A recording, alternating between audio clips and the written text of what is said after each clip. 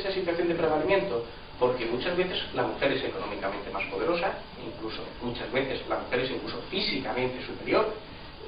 Todo el mundo, yo creo, aunque sea una anécdota, que sea un chascarrillo, todo el mundo conoce, o tiene algún conocido, o tiene oídos de algún conocido, que va al fútbol a desfogarse porque su mujer la tiene como un palo. Es decir, y eso sucede, eso es una realidad. Y ahí quien domina la situación es la mujer, no el hombre. De tal manera que si este hombre agrede a su mujer, no podemos decir que se ha prevalido de una situación de superioridad que es que no ha tenido, nunca la ha tenido. Pero sin embargo la ley lo presume. Y el problema, por ejemplo, ayer se habló mucho de la prevaricación de jueces.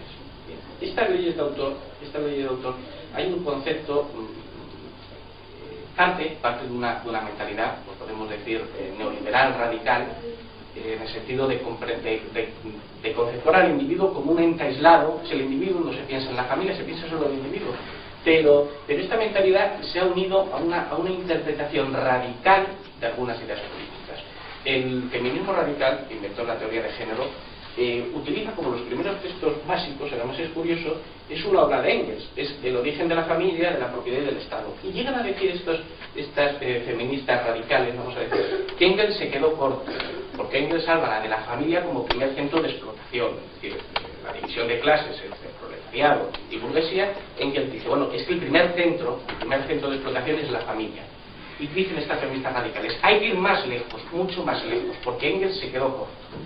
¿Y qué es lo que hay que hacer? Hay que ir directamente contra el varón, que es el responsable, es decir, le atribuye un delito de clase. La manera de pensar en clases puede estar bien en determinados aspectos. En el aspecto económico muchas veces puede ser acertado, pero en el aspecto penal es problemático. Y es problemático, además, por la propia naturaleza del derecho penal, no de ahora, de la Constitución, sino tradicional de Occidente, del principio de culpabilidad. Y otro elemento básico es el artículo 14. Es decir, el artículo 14 y la propia Constitución. Cuando se habla de una violencia atribuida al varón solo por ser varón, es decir, por la pertenencia a un género, correctamente dicho, a un sexo, pero bueno, vamos a decir en sentido amplio por pertenencia a una clase, cuando se le atribuye un comportamiento delictivo por ese motivo, ¿qué es lo que estamos haciendo? Estamos negando su libertad, es decir, estamos negando su dignidad humana. Consiste en que yo tengo predeterminado a cometer un delito por haber nacido varón. Eso es tremendo, y eso es así. Entonces, ¿qué pasa? Que aunque ayer se habló mucho de que había jueces que prevaricaban, yo estoy convencido, en mi corta experiencia, yo no digo todos, pero yo he hablado con jueces que están muy convencidos de que por ser varón se es culpable. No prevarican, no dictan una sentencia injusta a sabiendas de que es injusta. Dictan una sentencia que ellos creen justa. Es decir, hay cosas muy curiosas cuando uno, por ejemplo, analiza los que se publicaron en España en los años 60, y luego creo que se han vuelto a publicar, parte, no íntegro, pero sí parte del estudio de Nuremberg. Había jueces que, sinceramente, estaban convencidos de su justicia. Es decir, entonces lo que se conceptuaba es que, por ejemplo, una persona, por el hecho de ser marxista, por el hecho de ser judío, ya habían cometido un delito. No había que probar la culpabilidad, lo que había que probar era su pertenencia a esa clase. En el caso del varón lo tenemos muy complicado, porque es que enseguida se ve que uno es varón porque es mujer. Allí, los juicios, en Alemania, se centraban en decir, no, es que yo no soy judío, o no, yo no soy marxista, pero una vez que estaba admitido que uno pertenecía al Partido Comunista Alemán, o que estaba ya de manera demostrada claramente que uno era judío, ya le caía la fuerza de la ley. Y había jueces que lo aplicaban convencidos, no prevaricando, no tenían conciencia de dictar una resolución justa. Entonces, esta mentalidad se ha metido mucho en la sociedad, hasta el punto que hay gente que cuando oye eso de malos tratos dice, hombre, es que también con el hombre que se casó, cuidado, hay veces que es fiado, hay veces que se ve que es un hombre violento, pero es que en otras ocasiones que el hombre no tiene por qué ser violento. Entonces, ya como última cuestión, yo dirigido sobre todo a los abogados que pudiera haber, bueno, o a personas que luego acuden a clientes, que luego acuden a abogados, lo siguiente. Yo hablo que esta ley produce una maldad en cadena. No es que la ley está mal hecha, y los legisladores, muchos de ellos, están de verdad convencidos en esta ideología de género, pero otros no. Otros saben que eso algo chirría, pero hay muchos intereses creados. ¿Y por qué hay muchos intereses creados? Se mueve un gran negocio por la violencia de género. Son multitudes de subvenciones, son multitudes de profesionales que entran ahí. Entonces se ha creado ya una especie de Estado que viven de eso, que es difícil de combatir, ¿no? Entonces, por un lado la maldad, y ya voy terminando, digo por si me llama la atención, la maldad, lo siguiente está en los legisladores, aprobaron eso, y en muchos jueces que lo aplican sabiendo que es injusto, pero no quieren enfrentarse pues a determinadas campañas de difamación, porque esto se ha preparado como una... Está muy bien preparado técnicamente. Es decir, con una gran campaña de publicidad, de medios económicos, se mueve muy bien la prensa, mueve muy bien sus contactos, como una campaña perfecta de agitación y propaganda, está, según unos cánones, es perfecta, está muy bien ideada. Pero la maldad también se encuentra en los abogados. Vamos a ver. Antiguamente existía una cosa que sigue existiendo, pero ya nadie aplica, que es el código deontológico. Antiguamente se publicaban códigos deontológicos y no solamente eso, había estudios, por ejemplo, en Francia, en Alemania, había estudios de ética profesional. En España esos estudios eran escasos, más bien los estudios que había eran de moral profesional, debido a nuestra vinculación con el catolicismo. Normalmente se planteaban los problemas desde el punto de vista de la moral, como en otros países que era desde una ética civil, colectiva y no vinculada a una religión. Bien, pues lo que está claro, tanto desde la moral profesional como desde la ética, es decir, desde un pensamiento, vamos a decir, católico, como un pensamiento no católico, no definido como tal, sino técnico de moral, de ética civil, lo que está claro es que un abogado no puede, y eso existe mucha confusión, no puede defender a sabiendas, acusar a sabiendas que está acusando a un inocente. Eso no se puede hacer por lo siguiente. En principio la gente se cree que el abogado pues, un poco tiene amparo para mentir. Bueno, los abogados, pues cuando uno tiene que defender a un asesino, que de verdad es un asesino, lo que está claro es que el asesino no tiene obligación de decir la verdad y por tanto el abogado no tiene obligación de decir la verdad.